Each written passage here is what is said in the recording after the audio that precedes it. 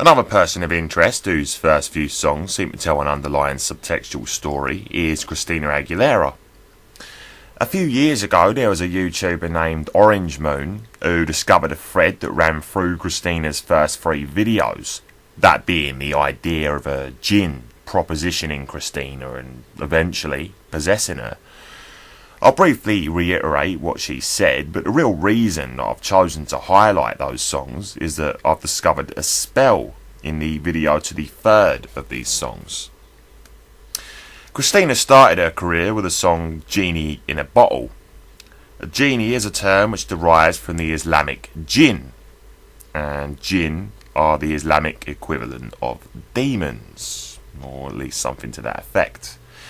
The song is at face value a sexual innuendo, but really it would appear to be a proposition from the jinn, this jinn that wants to be let out of its proverbial bottle. Some of the lyrics state, "I feel like I've been locked up tight for a century of lonely nights waiting for someone to release me." So the song plants a subliminal reference to a jinn wanting to be released into the world. Some of the other lyrics state, "My body is saying let's go, but my heart is saying no." The body, aka the vessel, is what the jinn needs in order to come into the world. The heart, as I explained in my analysis of the Madonna video, is the key, the ivory key, which is what this jinn needs in order to come in. The heart saying no suggests that at first she is hesitant to allow the jinn to take possession of her body.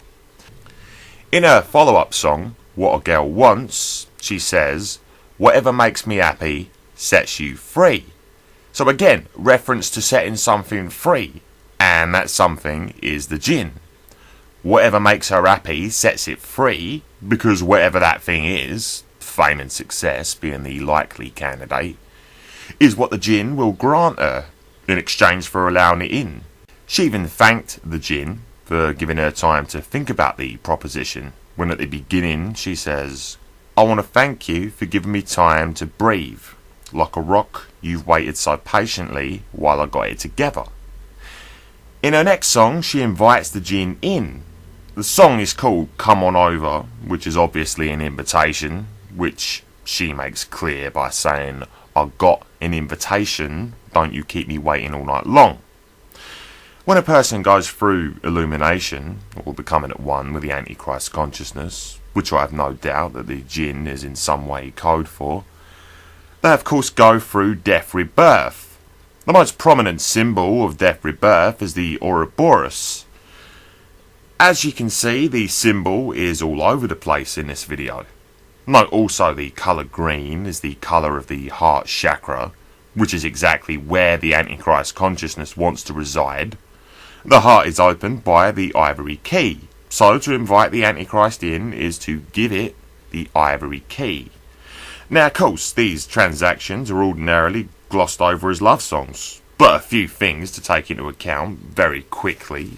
First being the use of the lyric, "You better cross the line," which reoccurs throughout the song. This would seem to imply the crossing of a threshold of some kind. So she's telling the Antichrist to come in. The other lyric, "Not just talking about your sexuality," confirms that there's more than meets the eye going on here. Now the reason I chose to highlight this song is, like I said earlier, that there is a spell in the video. The spell takes place more or less at the beginning of the video.